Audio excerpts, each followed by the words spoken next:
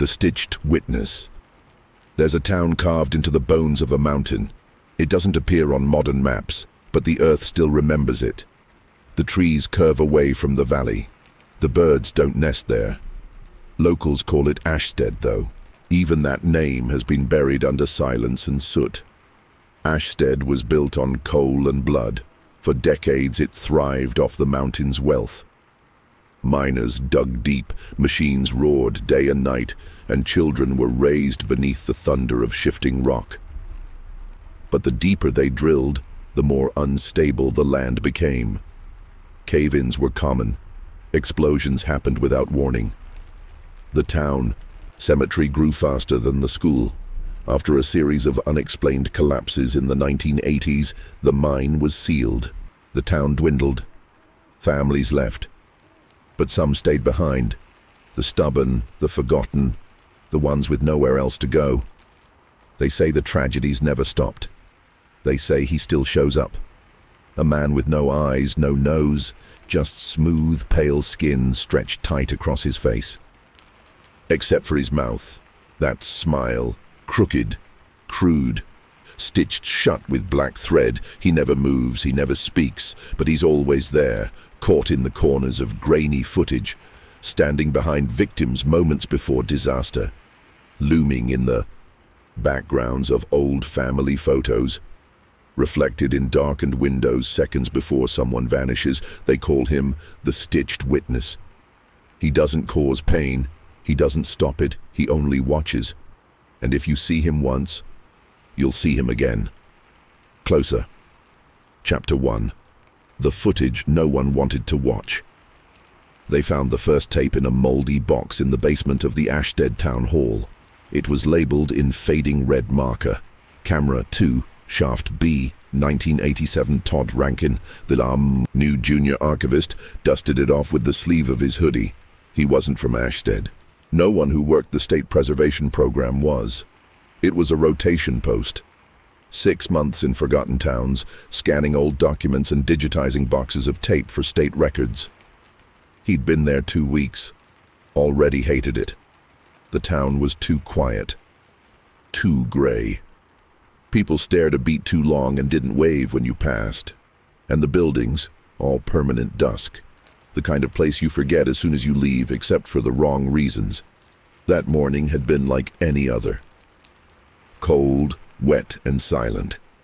He was sorting through tapes by year when he found the unlabeled box. He carried it upstairs, popped the first tape into the old VHS deck they kept hooked to a clunky CRT monitor, and hit play. The footage was shaky, grainy, but the angle was clear. A mounted camera pointed at the main corridor of Shaft B, one of the deeper tunnels beneath the Ashstead mine. Timestamp, October 17th, 1987, 1:06 p.m. The miners came into view, laughing, tossing gear. Everything was normal. A man adjusted his helmet and gave a thumbs up to the camera. He was mouthing something, no sound. These tapes never had audio. Then, as they filed deeper into the tunnel, the camera held steady. Static fuzzed at the bottom of the screen. Then, a man appeared, not walking, not entering the frame, just there, in the far left corner, facing the camera, not wearing a helmet, not wearing anything that looked like safety gear, just standing still, pale skin bright even through the haze. Todd squinted and leaned closer, the face smooth and blank, except for the mouth. Black stitches, a twisted smile sewn shut. Todd flinched and paused the tape. Goosebumps shot up both arms. He stepped back, heart pounding. He rewound the tape 15 seconds, hit play again.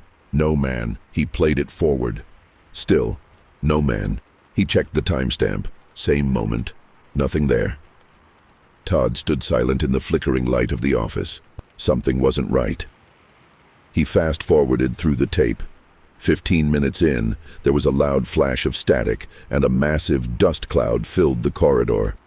Men came running back into frame, covered in soot, screaming silently, one dragging, another whose leg bent the wrong way.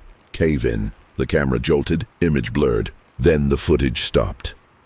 Todd stepped outside to breathe. That night, he returned to his motel with the box of tapes.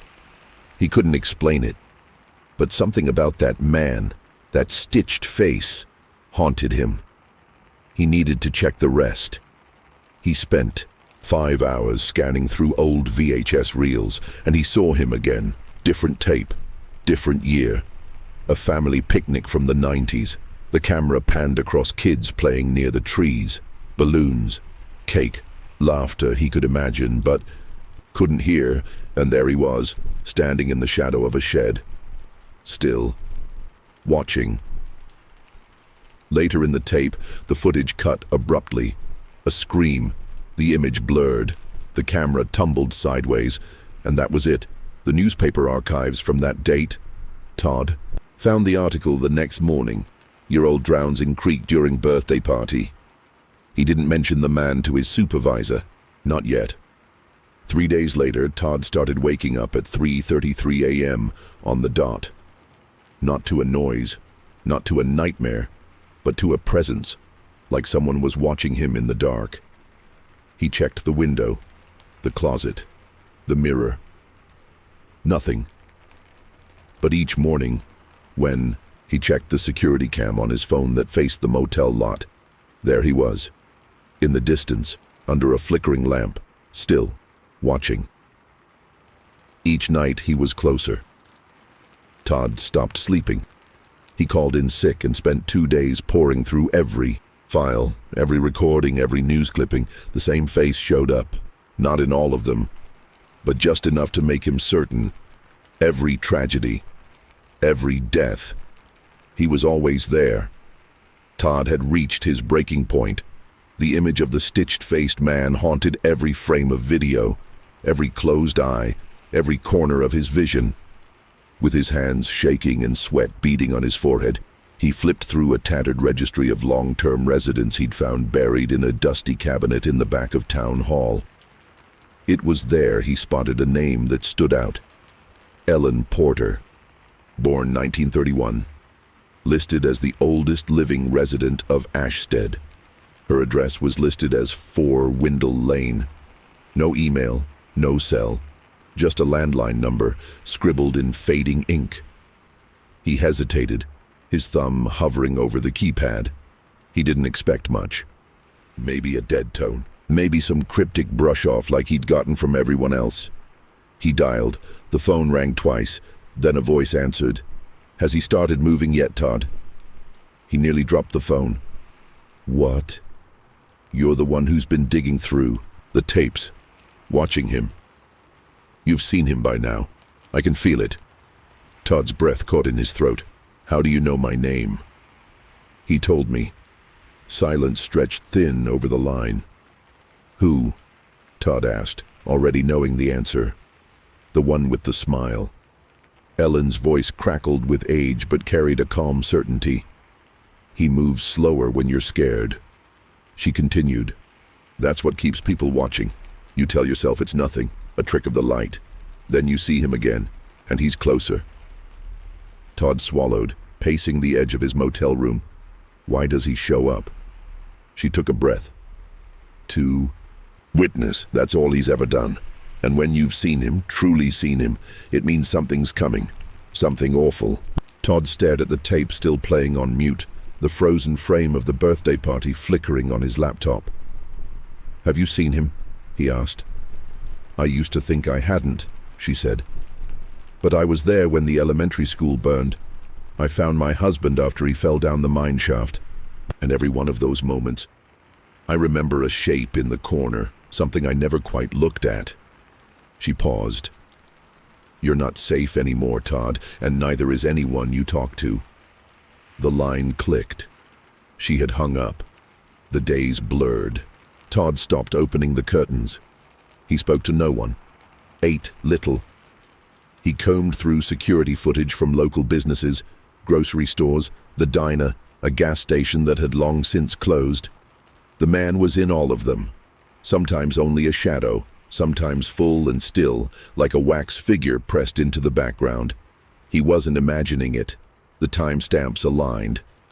Moments before a man collapsed at the diner in 2002, there he was by the coffee machine, When a car spun off the road in 1999, the dash cam from a following truck caught the figure standing on the shoulder a quarter-mile back. He documented everything, marking down frames, matching footage to newspaper obituaries and local police reports. But no one in town wanted to talk. He knocked on doors, showed photos. Most people refused to answer. One woman, a nurse in her 60s, took one look at a blurry printout and burst into tears. "I thought he was just something I dreamt," she whispered. "He was outside the hospital window the night my daughter died." She closed the door and didn't open it again. One night, after nearly a week of no sleep, Todd hallucinated. At least he thought it was a hallucination. He had nodded off at his desk and awoke to see the figure sitting in the motel chair across from him. Not standing, sitting, still, silent, unmoving. Todd didn't breathe, didn't blink, and then the room blinked instead. Lights flickering. When they came back on, the chair was empty. He vomited into the trash can. That morning, Todd submitted a report to the state archive office. It was a digital package, videos, metadata, personal notes. He labeled it Unexplained Presence. Due, not delete. Then he filmed one final log. "Whoever finds this, I think I know what's happening. I think he chooses people who see too much. I think once you've noticed him, you're marked. And I think he's coming for me next. Or through me." The footage ends there. No one has seen Todd Rankin since. The motel room was left unlocked. The only thing missing was the chair from the corner.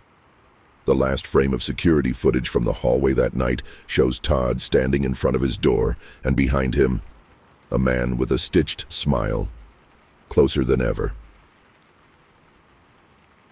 Chapter 2.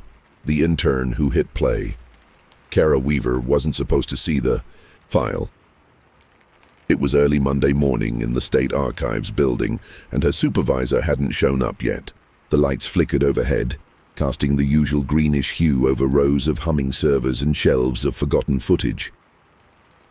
Kara had just finished her first week as a digital restoration intern. She was 22, fresh out of undergrad, and assigned to review a backlog of video archives uploaded by field teams across the state. Most of the work was mind-numbing. Zoning committee meetings from the 90s, high school football games, factory training tapes. Nothing useful, nothing memorable, until she saw the file marked Unexplained Presence, Do Not Delete. The name alone made her pause. There was no attached metadata, no team notes, just one file folder containing a long string of compressed video clips and a single MP4 labeled Final Log. She hesitated, then double-clicked. The video began with a man staring into the lens of his laptop webcam. He looked exhausted, pale. His eyes were red-rimmed, darting to something off-camera every few seconds. "Whoever finds this," he began. "I think I know what's happening." Kara leaned in. She listened to the whole thing. When the screen cut to black, her skin prickled. She played it again, then opened the video files bundled in the folder. The first one was grainy black and white mine footage. Nothing new, until she saw a frame freeze at 1:06:44. In the corner, a man, expressionless, no eyes, no nose, but a mouth, twisted and stitched closed with thick black thread. Kara sat back in her chair. "Okay," she whispered, rubbing her eyes. "This has to be some project. A hoax, a scare file someone slipped in." But as she kept watching, as she saw footage from birthday parties, highway accidents, local disasters, the same figure appeared, always in the periphery, always still, always watching. Her supervisor arrived around 10 a.m. and found Kara glued to her screen. "What are you working on?" he asked, setting down a coffee. "Something someone flagged," she said, swallowing. "From Ashstead. Have you ever heard of it?" His brow furrowed. "No. Why?" It's not in the system, not listed in the records database, but there's hours of footage, and this guy shows up in all of it. She turned the monitor. The man paled. Where did you find that? It was in the central archive. No notes, just this. He stared at the screen for a few more seconds, then cleared his throat. Pull it. Move the files into a private folder.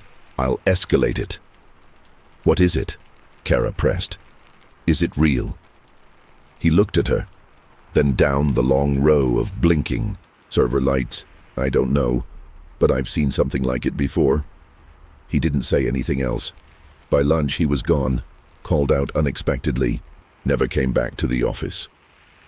That night, Kara couldn't stop thinking about the stitched man. She scoured the internet, message boards, video forums. Nothing. No mentions of Ashstead, no articles, no obituaries, no people named Todd Rankin. In any active government listings, the town didn't exist. But the footage did, and in one of the last clips, a reflection in the motel's TV screen showed a second figure just behind Todd. A second figure that moved as the lights flickered. Kara requested access to the physical records vault, something interns never did. She used the justification of tracking source media. The request was granted without question. The vault was in a sub-basement, musty, cold, lined with decades-old filing cabinets and dust-choked reels. She found a box marked A3487, Field Deposit, Northern District. Inside, hand-labeled mini-DVs, grainy photographs, printed incident reports from Ashstead, most water-damaged, blurred, or partially torn. One image showed a collapsed mine shaft. A second, a car wreck beside a mountain. A third, taken from an elevated angle, showed a group of children playing in a park. In the far left corner, standing beside a tree, the stitched-faced man. She stared at it until her eyes ached. That night, she brought the photo home. She couldn't help it. Something about the image felt magnetic. She taped it beside her monitor and opened the final log again. She began transcribing it, line by line, word by word, matching phrases to timestamps, searching for coded messages, references, coordinates, anything that made it more than a haunted monologue. Around 2:12 a.m., her desk lamp flickered, her laptop buzzed, briefly, and the screen froze. She stared, because now, reflected in the black screen of her monitor, barely visible, was a figure standing behind her, stitched mouth. Still. She turned around. Fast. Nothing. But on the floor was the photograph she'd taped up. Now, the stitched man's head had turned to face the camera. Kara didn't sleep that night.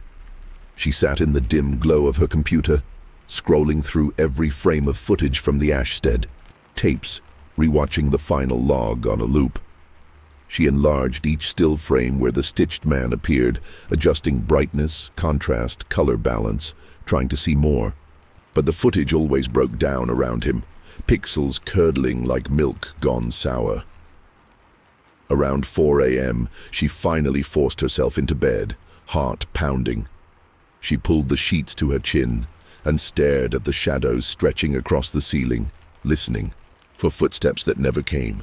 The next morning, she walked into work hollow-eyed. The vault footage haunted her, but something deeper gnawed at her. She couldn't stop wondering what happened to Todd Rankin. There was no record of him, no LinkedIn, no email, no paper trail in the HR archives. It was like he never existed, except for the footage. She opened the final log again. Watched the moment Todd's voice cracked, the desperation in his eyes, the flicker of movement in the reflection behind him. She paused it there, printed the still, tacked it beside the park photo on her corkboard. By the end of the week, she had a wall, photos, clippings, notes scribbled in red pen. Kara stopped going out. She stopped answering her mother's texts. She let calls from friends go to voicemail. No one would understand. The man with the stitched mouth was real. and she was going to find him. One morning, she returned to the archive building and found her access badge had been deactivated. She tried the backup keycard from her supervisor's desk. Blocked. Security met her at the door. "I work here," she insisted. "I'm on the Rankin case. I've been reviewing the tapes. Your internship's been suspended," the guard said flatly. "We were instructed not to give you access. I'm sorry." He handed her a small box. Her things. Kara stood outside in the cold wind, watching the door close. Watching the only place that had believed her, however briefly, shut her out. She walked away with shaking hands. That night, her apartment felt smaller. She pulled out the photos again. The reflection from Todd's motel room. The children's park. The mine shaft. And now, in the copy she printed from a grainy security camera still, he was closer. She didn't remember him being that close before. The next morning, she booked a car and drove toward Ashstead. She wasn't even sure it still existed. The town wasn't on any current maps. The last mention was in a 1991 census report Kara dug from a state database using a friend's login. Even that only listed it as District C, unincorporated. The drive took 6 hours through fog-wrapped highways and frost-covered forests. Trees thinned the deeper she drove, like the land itself knew what was coming and wanted nothing to do with it. Eventually, her GPS gave up. Then her signal died. Kara drove by memory from the terrain she'd seen in the footage. The cracked road signs, the warped street lamp, a crumbling billboard for a mining company that hadn't existed since 1984. And then, Ashstead. The town emerged from the mist like a bruise under the skin of the earth. Buildings slouched with age, shutters dangled from hinges, weeds split the pavement like veins. No lights, no movement. Yet every curtain she passed stirred. Every shadow lingered a second too long. She parked at the edge of the main square and stepped out. The silence pressed in on her. Then a door creaked open across the street. An old man stepped onto a porch, leaned on his cane, and just looked at her. Kara raised a hand. He didn't wave back. She found the motel from the footage, still standing, still open. A plastic vacancy sign buzzed faintly in a window. Inside, a middle-aged woman behind the desk glanced up. Her name tag read, Denise. "Room?" she asked, tone clipped. "Yes," Kara said, trying not to look too nervous. "Room 7, if it's open." The woman stared at her for a moment too long, then handed over the key. As Kara turned to go, Denise spoke again, quieter now. "You shouldn't have come." The room was nearly identical to the footage. Bed, desk, mirror. The chair where the witness had once sat was now gone. Only an outline on the carpet remained. Kara set up her camera. She began recording everything. At 3 a.m., her footage caught movement in the mirror. But when she turned, no one was there. Only the hallway door creaked slightly, moving with no breeze. She spent 3 days in Ashstead. She documented everything: the empty school, the mine entrance sealed with rusted steel, the diner frozen in time.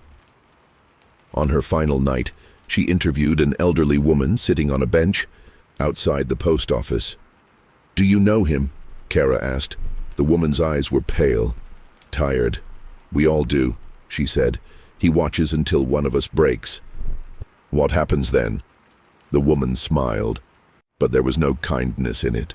"You'll see." Kara left Ashstead on the 4th morning, but something left with her. Back home, her reflection no longer matched her movements perfectly. There were delays, a flicker, a tilt of the head she hadn't made. The tapes she reviewed started changing. The stitched man moved in frames where he hadn't before. Once, he turned his head. She caught it on playback. He looked at her. 1 week later, Kara vanished. The apartment was intact, her laptop still open, camera still recording. The last frame shows her sitting at her desk, back to the camera, and behind her, in the corner of the room, a man with a stitched mouth. Watching. Chapter 3. The Podcaster Who Shared the Curse. Ryan Vega's podcast was called Midnight Files, a niche horror and conspiracy show he ran from his basement with half-decent equipment and a caffeine dependency. What started as a side hobby during the pandemic had ballooned into a cult hit, thanks to his dramatic retellings of urban legends and bizarre cases swept under the rug. When an anonymous listener emailed him a hard drive marked Cara Weaver, Ashstead materials, do not upload, Ryan thought it was a joke. But the metadata, the footage quality, the tone, everything felt authentic. Too authentic, especially the last clip. Cara, framed in shadow, talking about a stitched-faced man who haunted old footage. "If you're watching this," she whispered, "you're already too late." Ryan was hooked. He uploaded the first episode the same night. He called it The Ashstead Tapes, Part 1, Vanishing Intern. Within 2 days, it had over 300,000 downloads. Ryan wasn't a believer. He played the part for entertainment, sure. Creepy narration, music overlays, the whole thing. But ghosts, demons, stitched-faced monsters. He didn't buy it. Still, the email had come with GPS coordinates, a location. So for episode 2, he drove there. The town was real, or rather it had been. Ashstead was little more than a memory now. Boarded buildings, silent streets, an air of rot and regret. Ryan recorded everything, narrating as he went. His GoPro captured it all. The hollow homes, the mine sealed with rusted bolts, the motel that still had a faint flickering vacancy sign. He even found the post office bench. It was there he met her, an old woman, sitting still as a statue. "You're the one with the voice," she said as he approached. Ryan blinked. "Sorry?" "The one who tells stories." "You've started the fire again." He sat beside her, unsure why. "Do you know what this place is?" he asked. "I know what it was." He turned on his recorder. "They used to say pain echoes," she said, "that if you die scared enough, in enough agony, you leave an imprint, a mark that grows." Ryan leaned forward. "You mean like a ghost?" She shook her head. "Not a ghost, a witness, born of silence and suffering. It watched because no one else would. Then it watched because no one could. Now it watches because it must." She looked at him. "And you made it louder." He uploaded part 2 that night. The episode exploded. Millions of streams. Comments poured in. People started screenshotting odd things, blurred faces in the footage, reflections where no one stood. A man in the distance with a stitched mouth. It was viral now, and it was spreading. A week after the episode dropped, Ryan received a DM from a fan in Sweden. "Watched your latest video. Who's the guy standing behind you at 3410? Ryan froze. There was no one else. He played the clip. There, in the mirror behind him, a silhouette. Tall, pale, still. The stitched smile, he laughed it off, blamed AI glitches. But the messages kept coming. More and more fans swearing they saw him, behind Ryan, behind themselves in reflections as they watched. Some even claimed their security cameras caught the same figure days after playing the episode. He tried to ignore it until his co-host, Jenna, vanished. They'd recorded episode 3 together, live, with fan Q&A. Jenna joked about the stitched man. "If he's watching, maybe he just needs a hug." The chat loved it. She walked home that night, was never seen again. Her car, her wallet, her keys, untouched. But the last photo on her phone? A blurry shot of her apartment lobby, in the mirror. Him. Ryan spiraled. He locked himself in his basement, shut down the podcast, took every episode offline. Too late. The curse had gone digital. He started hearing things in the audio files, whispers layered under the static, words that weren't there before, names he didn't know. Sometimes, his own, he dreamed of stitched faces, of Kara screaming silently, of Todd pointing at him with eyes hollowed black. He tried deleting everything. Nothing worked. The files restored themselves. Sometimes they were different. The last thing Ryan ever uploaded was a single audio clip, 6 seconds long. Just breathing, and at the end, a wet whisper. "I see you." Police found his basement abandoned, microphone smashed, laptop open. Chair turned to face the dark. On the wall, in his own voice, looped endlessly. "Now you're the story." And, on the floor, a USB drive, labeled in red, Ashstead, Part 4. Chapter 4. The moderator who couldn't unsee. Tasha Ung worked for Vidra, one of the largest video platforms in the world. She was part of the moderation division known internally as Clean Room. Her job was to flag, review, and delete anything flagged by automated systems or by users for violating community standards. Most of her work was monotonous. Copyright, disputes, political rants, low-effort gore bait. But some days the job turned dark. She'd reviewed cartel footage, firebombings, cult suicides. There were things she couldn't unsee. But she prided herself on her emotional distance. She was, as her team lead joked, algorithmic in her judgment. That changed when the Ashstead files showed up. They came through a flagged folder called Ashstead Series, Part 4. The uploader was anonymous, the video unlisted, but it had already spread. Thousands of mirrors, screen captures, live reactions. What drew attention was the viewer reports. Complaints of psychological effects, seizures, sleep paralysis, even hallucinations. Tasha clicked play on the first video. 6 seconds, breathing. Then, "I see you." She paused. Rewound, static pulsed around the whisper. Something beneath it. She looped it and isolated the waveform. Hidden in the spectrogram were words, "Don't delete me." Her screen flickered. She leaned back, logged it as flagged for further review. But something gnawed at her. She opened the user report logs. One user claimed, "After watching this, I saw someone standing outside my window for 3 nights in a row." Another, "My reflection didn't match my movements." A third, "Please take this down. I haven't slept in days. Every time I close my eyes, he's there." Mouth stitched shut, watching. Tasha opened the next video. It was Kara Weaver. The full final log, but altered. Slower, colors desaturated. Kara's face seemed wrong, off. Her eyes didn't move in sync with her voice. Behind her, faintly in the curtain's shadow, stood a shape. The stitched man. Tasha paused the video, enhanced. There he was, exactly as described. She marked the file for deletion. As she clicked, confirm, her monitor buzzed, a warning flashed. Error, file restored.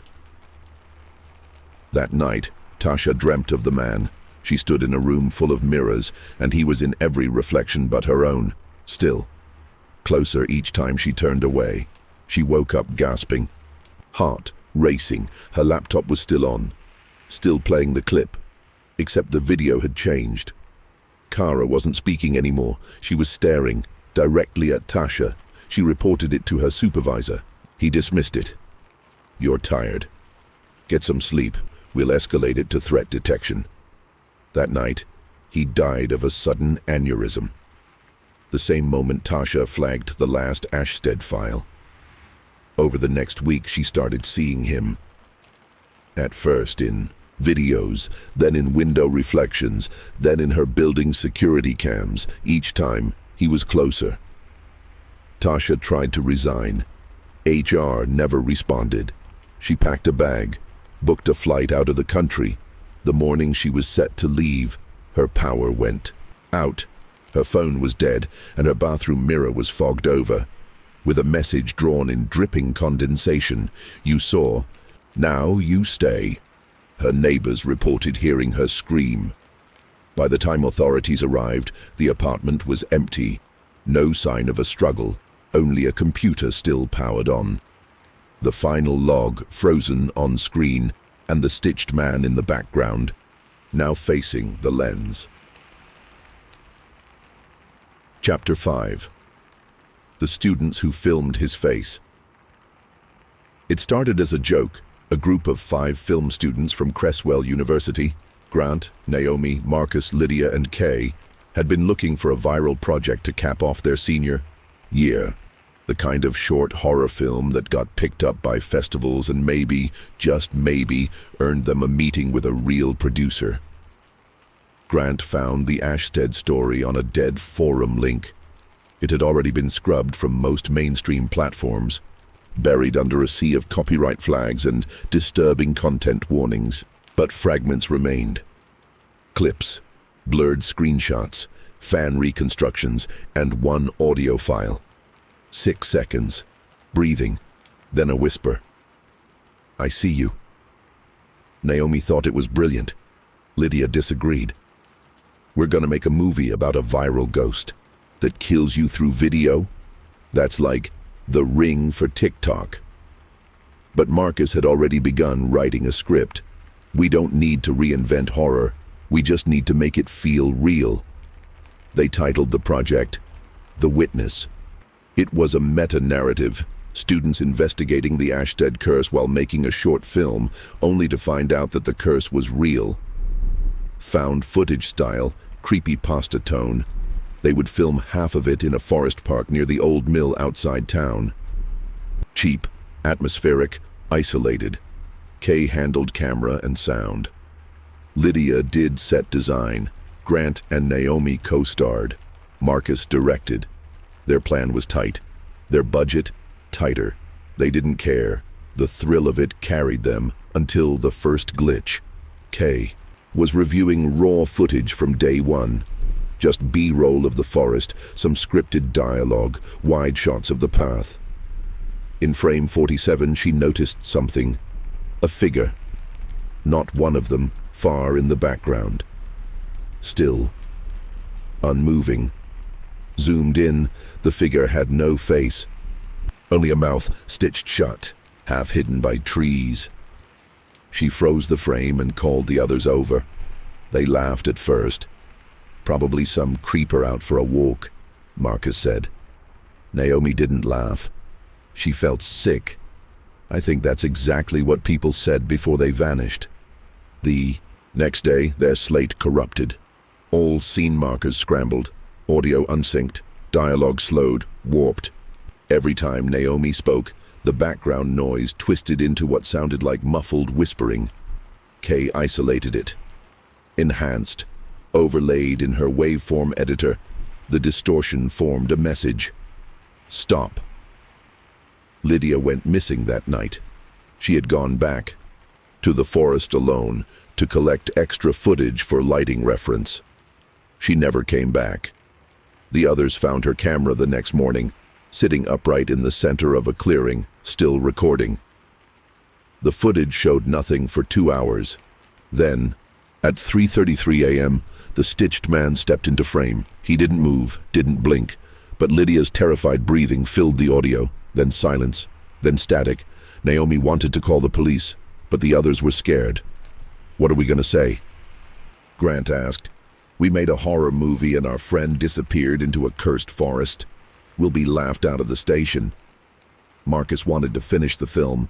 "For Lydia," he said. Kay stared at him. "You just want to get famous." He didn't deny it. They kept filming, but the stitched man showed up more, in every take. Closer. Naomi started waking up with bloody noses. She found scratch marks on her windowsill, deep, fresh, with what looked like black thread caught in the wood. Grant's phone wouldn't stop vibrating at night, even when it was turned off. Every time he turned it on, it played a low loop of breathing, always ending with, "I see you." Kay tried to leave. She packed a bag, got in her car, but the GPS looped back. Roads closed. Battery drained. When she returned, her footage folder was empty, all backups corrupted, except one clip, Naomi asleep. the stitched man standing over her. Kay confronted Marcus, screamed that they had to stop. He just smiled. He chose us. We're documenting him. That's why we were able to find the footage. Don't you get it? We're not making a movie. He's making us. That night, Marcus vanished. His camera was found in his bathtub, still running. Last clip, Marcus laughing, then crying, then whispering, "Now I see." Grant and Naomi burned the rest of the files. They deleted everything, every drive, every render. They scrubbed online copies. Reported everything under fake DMCA complaints. It didn't matter. The stitched man was already in the edit, already in the mirror, already in them. Naomi was found wandering the edge of the woods days later, lips sewn shut with coarse black thread. Still alive, eyes wide with horror. She hasn't spoken since. Grant? No one knows. But a short film titled The Witness was recently uploaded to an obscure horror site. No credits, no metadata, only one comment beneath it. Now you've seen him too. Chapter 6. The curator who opened the exhibit. The email arrived on a Sunday. Subject: for consideration, anthropological evidence from Ashstead. Attached was a single image, a photo of a crude wooden box labeled in red wax pencil. AW Archive, do not display. The sender was anonymous. Mallory Bright, Senior Acquisitions Curator at the Northeastern Folklore Museum, stared at it for a full minute before calling her assistant. By Wednesday, the package arrived in person. Not by courier, but dropped off by an older man who refused to give his name. "It's real," he said. "You have no idea how real." Mallory signed for it. She'd spent her life chasing folklore. Her specialty was audio-visual artifacts tied to rural trauma and unsolved disappearances.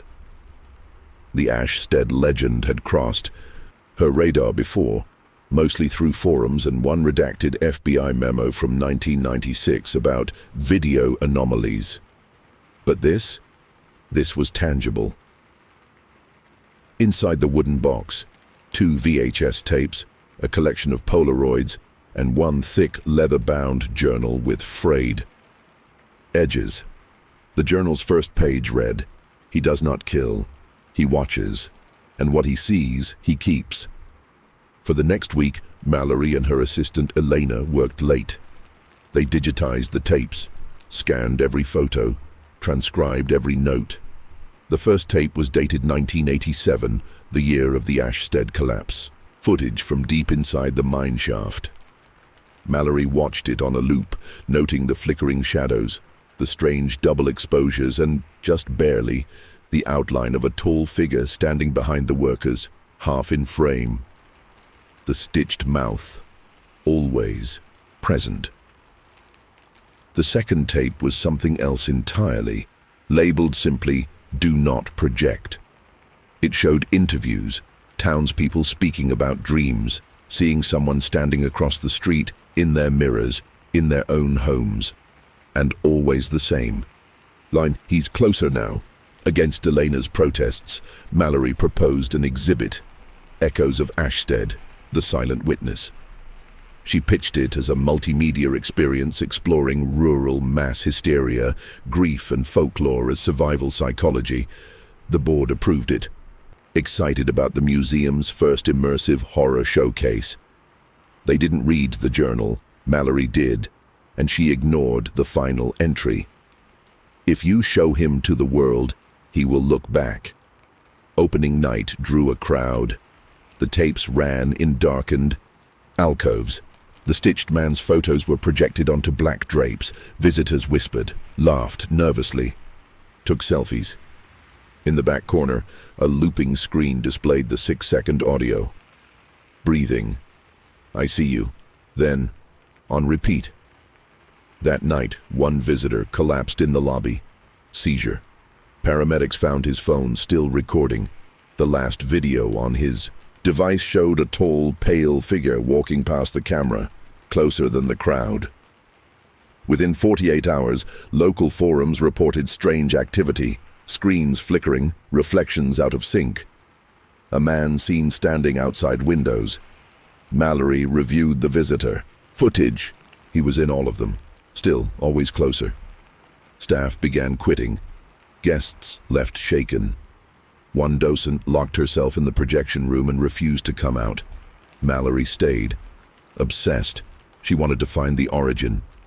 She mapped every photograph's background, matched floorboards, shadow positions, timestamps. She started talking to herself during lunch breaks, staring too long at blank walls. Elena found her one night whispering to the final page of the journal. He chose me. The exhibit closed after 2 weeks. The museum went dark. No press release, no explanation. Mallory's office was sealed. Inside, police found 27 photographs tacked to the walls, all self-portraits, each one darker than the last. In the final photo, she stood in a mirror, and beside her, the stitched man facing forward, hands on her shoulders. Chapter 7. The Skeptic Who Went Live. Jules. Carter never believed in ghosts. His YouTube channel, Exposed Paranormal, made a name off mocking haunted house videos, dissecting so-called cursed TikToks, and roasting ghost hunting teams with flashy night vision cameras and zero credibility. His subscribers loved his sarcasm, his punchy edits, and the way he tore through legends with logic and humor. So when word spread that a Boston museum exhibit had caused seizures, panic attacks, and even a death, and then was mysteriously shut down, Jules knew he had to see it for himself. "This is it, people," he told the camera in a teaser recorded from his car. "The motherlode of fake horror, the silent witness. I'm breaking in, getting the footage, and showing you exactly how mass hysteria and viral lies are made." He uploaded the teaser and titled it, "They told me not to film this, so I'm going to." The video hit 1.2 million views in under 24 hours. The museum had been shuttered for weeks. No press, no statements, just rumors and a heavy padlock. But Jules had connections, fans who knew people, who watched the building from their apartments across the street, who noticed that the side service door wasn't always locked. On a rainy Wednesday night, he slipped inside, GoPro strapped to his chest, flashlight in one hand, phone on a stabilizer in the other, live streaming. "Midnight Marauders, what's up?" he whispered to the 8,000 people watching live. "This is your boy Jules, coming to you from the forbidden temple of cringe." He walked through the first hallway. Lights flickered, dust danced in the beam of his flashlight, and then he turned the corner. The exhibit hadn't been dismantled, the curtains still hung, the photos still stared, the looping screen still whispered, "I see you." His viewers flooded the chat. "Yo, this is messed up. Someone's in the background behind you. Dude, don't turn around. Is this ARG or real?" Jules smirked. "You guys are so easy. It's called dust and echo. Calm down." He approached the main projection, the stitched man looming across a 20-foot wall. He zoomed in. "Let's talk about photo degradation and suggestive horror. That smile, Photoshop, those stitches, latex and shadowing. Y'all get scared by a sock puppet and some grain." His flashlight flickered. He hit it. The feed stuttered, and for a single frame, the stitched man turned his head. Jules didn't notice. His audience did. The chat exploded. He moved. "I saw it. Rewind." "Bro, get out of there." "Too late." He laughed. "Okay, you guys want full immersion? Fine. I'll go deeper." He entered the side hallway, the one Mallory had labeled unsafe. No lights here, only the glow of the exit signs, and a low, barely perceptible hum in the walls. He passed the old Polaroids, then the journal pages. He paused to read aloud. "If you film him, he sees you." "Nice creepypasta 1010, Jules muttered. Then came the mirror room. 12 full-length mirrors lined a circular room. Jules entered, slowly rotating the camera to show each one. "All right, Midnight Squad," he said. "Let's see if Slenderface shows up for the final act." He turned in a circle. Each reflection matched. Until the sixth. The chat screamed. In the sixth mirror, the stitched man stood directly behind him. Still smiling, Jules laughed. "You guys are so gullible. It's a preloaded overlay. I've seen this trick before." He turned around. No one there. But when he looked again, every mirror now showed the man. Closer. He backed away. The feed pixelated. Audio warped. A sound, low, wet, dragging. Then the voice. "You see me?" His stream cut out. It resumed 6 minutes later. The camera was on the floor. Footsteps echoed off screen. Then Jules appeared again, but different. Pale. Expressionless. His mouth stitched shut. He picked up the camera, stared directly into the lens. Then whispered, voice muffled, "Now they see you too." The stream continued for 12 hours. No one could shut it down. Mirrors cracked in viewers' homes, webcams turned on by themselves. Some watchers never logged out. They just stared, eyes wide, silent. When police entered the museum 2 days later, it was empty.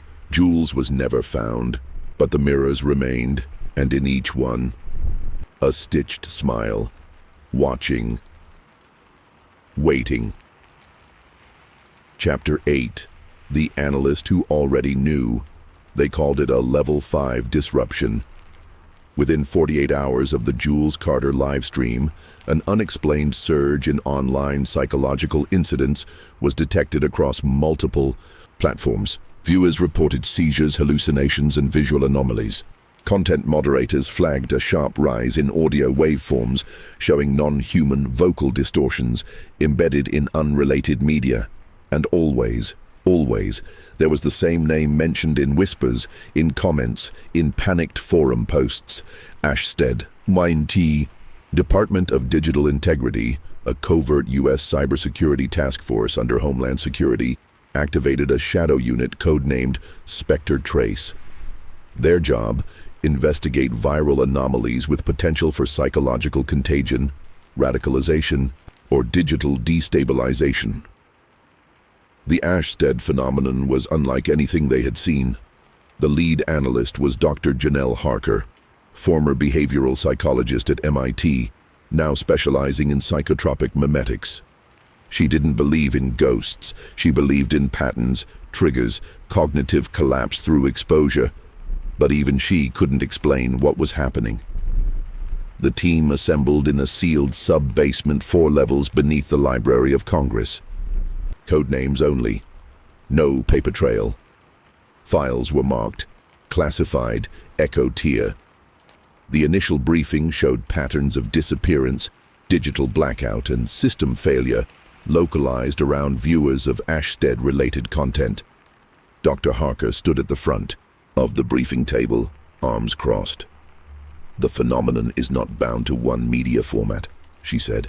"We've detected disruption across analog video, live streams, hard drive residuals, even static-filled radio signals. This isn't malware, it's more like an infection." "An idea," added Agent Maury, a former NSA linguist, "one that replicates itself through sight." "Through witnessing," Harker corrected. The room went quiet. Each analyst received the data. Images from the live stream, digitized versions of the original Ashstead tapes, and psychological reports from viewers admitted to psych wards within 72 hours of exposure. In 100% of the cases, the patients drew the same figure. No face, only a stitched mouth. Specialist Kenji Yao, the team's signal analyst, isolated a burst embedded in the audio layer of Jules Carter's final broadcast. It wasn't just breathing. It was a sequence of layered tones that formed a spectrogram when visualized. The image resembled a face. "No one encoded this," Yao said. "The waveform made this, like the signal wanted to be seen." Agent Nora Delaney, responsible for psychological containment, began to unravel first. She stopped sleeping, reported seeing reflections blink when she didn't. One morning she arrived early, unannounced, and sat alone in the darkened war room. Security footage showed her speaking to no one. When the rest of the team arrived, she was gone. Her notebook remained, filled with sketches of mirrors.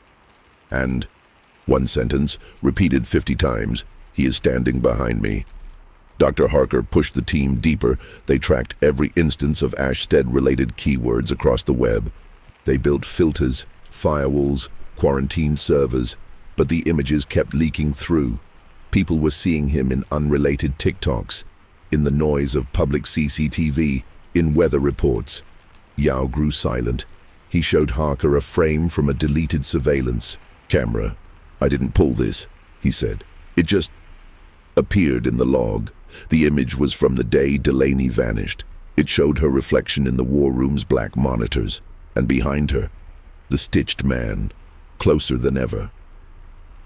Maury suggested shutting everything down, but if we stop watching, Harker said, he'll move unchecked. The only thing we have is observation, contained attention.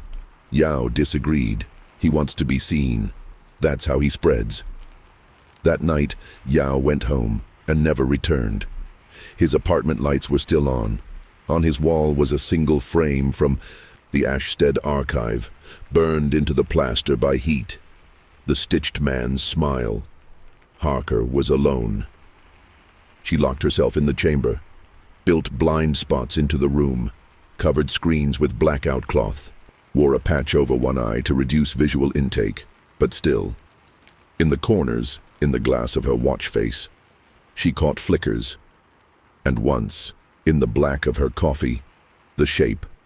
She recorded a final message. "If this is viewed by anyone, do not investigate. Do not trace Ashstead. Do not study him. He does not want to kill you. He wants you to see him. That is enough. Once you've seen him, he never stops watching back." She uploaded the file to a dead server, then stepped into the mirror room and turned off the lights. The Spectre Trace program was dissolved quietly, its files buried, its analysts declared missing. But in a buried hard drive at the Library of Congress, a red folder still sits, labeled The Stitched Witness, marked, and sometimes it opens on its own.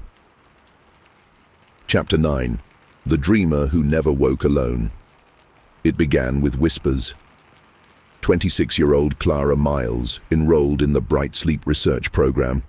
After months of chronic insomnia, vivid nightmares, and strange episodes of sleepwalking, she wasn't alone. The facility was running its largest clinical trial to date. 48 patients suffering from shared patterns of sleep disturbance, all reporting a recurring figure in their dreams. No face, only a mouth. Stitched closed. Clara didn't think much of it at first, but then she saw the sketches. Each patient, interviewed separately, described the same man. Pale, still, mouth sewn with thick black thread, watching, and always closer each night. Dr. Alan Roth, the neurologist, running the trial, was fascinated. He began mapping sleep activity across the cohort. He noted shared peaks in REM state, synchronized spikes in limb movement, patients twitching at identical timestamps, dream journals matching in word choice. Then came the name. "Do any of you know what Ashstead is?" he asked, midweek. Clara blinked. "What?" A few heads nodded slowly. "I heard it in my dream," one man whispered. A voice said, "Don't go back to Ashstead." Dr. Roth wrote it down and made a mistake. He searched it online. That night, 6 patients in Ward 2 screamed in unison at 3:33 a.m. Security rushed in. All 6 were standing at the windows staring at the same empty spot on the lawn, mouths moving silently. Clara's nightmares worsened. She dreamed of long hallways filled with mirrors, of stitched mouths whispering without breath, of herself standing still, unable to scream. In one dream, she turned around and saw him. He was taller than she expected, skin like wax paper, The stitches didn't move, but she felt him smile. She woke with bruises on her wrists, like fingers had held her down. Dr. Roth insisted on an overnight EEG with full-body monitoring. Clara agreed. That night, every machine in her room recorded the same anomaly. At 3:33 a.m., her heart rate spiked. Brain activity peaked, and her mouth moved without sound for 60 straight seconds. When she woke, she didn't remember dreaming, but she'd drawn something in her notebook while asleep, a mirror, and a figure standing behind her. Other patients started going silent. One refused to speak altogether, writing only, "He knows when you talk about him." Another was found outside the facility, barefoot, staring into the floodlights. When asked why, he whispered, "I saw myself watching myself. But it wasn't me." Dr. Roth tried to shut down the study, but corporate sponsors pushed back. The patterns were too valuable, the cross-brain synchronicity too rare. One investor suggested publishing preliminary results. Dr. Roth refused. He sealed the data, and then the tapes disappeared. Clara grew afraid to sleep. Each time she closed her eyes, she felt the weight of him. She began taking micro-naps, in bathrooms, in stairwells, and once in an elevator mirror. She didn't see herself. She saw him. Dr. Roth went missing. His last entry in the study log was a single phrase: "The dream is remembering itself." Clara tried to leave. She walked out during morning check-ins, took the highway, but every sign pointed to Ashstead. She hadn't told anyone where she was going, but something, had left a journal in her car. Leather-bound, frayed. The first page read, "You are no longer alone." That night, she arrived at an abandoned house outside the Ashstead perimeter. The same house she'd seen in her dreams. Inside were mirrors, in every room, and in each one, the stitched man, closer. Until she found the final mirror, the one with her reflection missing. Clara was never found.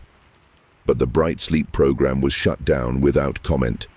The building emptied, and in the sealed sleep room, someone had carved into the wall, "When you dream of him, he dreams of you." Chapter 10. The one who took his place. There had always been one left, one person who survived each wave, from the miners to the students, the intern, the moderator, the podcaster, the dreamers. Someone remained, blinking in the aftershock, breathing beside the void left by the others. But survival never meant escape. Survival was inheritance. This time, that person was Caleb Thorne. He didn't know it yet. Caleb had never heard of Ashstead. He worked the night shift at a data center, just outside Denver. The job was simple: monitor server temperatures, reset error codes, and keep logs of suspicious activity. Mostly, he watched movies on a second screen and drank too much coffee.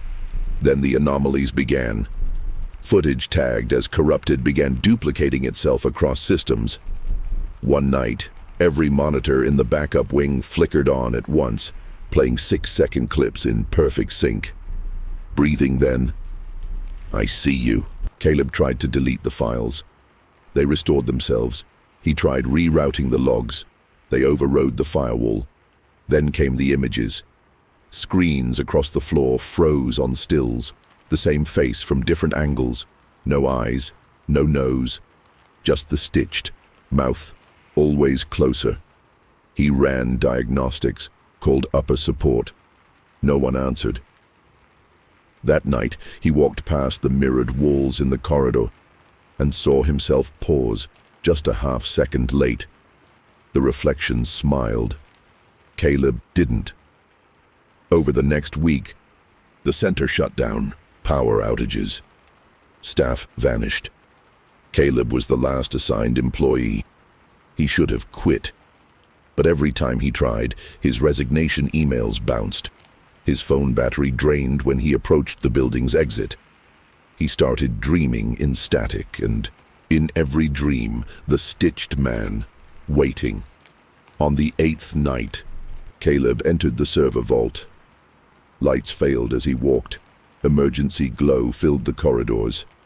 In the central hub, someone had written in dust across the glass, "Witnesses must remain." He sat. The system came alive. Footage from Ashstead. Kara's final log, the podcaster's last broadcast, sleep study recordings, museum security cams, all layered, looped, overlapping. He watched, and then the voice came. "You are the last. You are the mirror now. You are what comes next." The lights went out. For 3 full minutes the building fell silent. When power returned, Caleb was still there, but different, standing, staring into the security monitor, expressionless. He was never seen again by name, but across abandoned files, defunct live streams, and the eyes of dreamers worldwide, a new figure appeared. Pale, still, a stitched mouth, watching, smiling, always closer. And now, when people dream, they say his name, not Ashstead, not Witness. They say, "Caleb." And he answers, "If you've read this far, you've seen too much." He knows your name now. He knows you looked for him. He knows you're next. Do one thing before the lights. Go out, subscribe. Before the stitched smile turns toward you, crazy, real horror stories, where endings don't save you, they only bring you closer.